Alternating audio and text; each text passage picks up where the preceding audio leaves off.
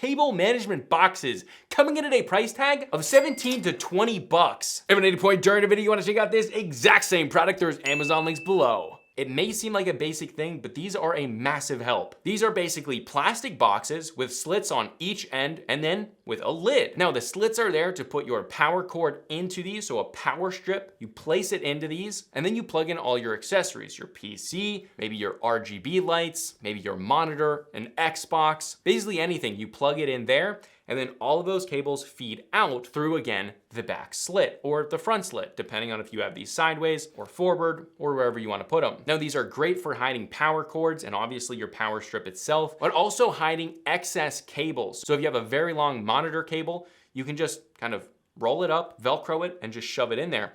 Or you can just shove it in there without rolling it up. Now, not only does this centralize cables, so you can either organize cables inside the box, or if you're lazy, again, like I said, you can just shove them inside and have all of your messy cables hidden inside of that. But it's great for cable management if you don't wanna take a lot of time. And that's the biggest thing.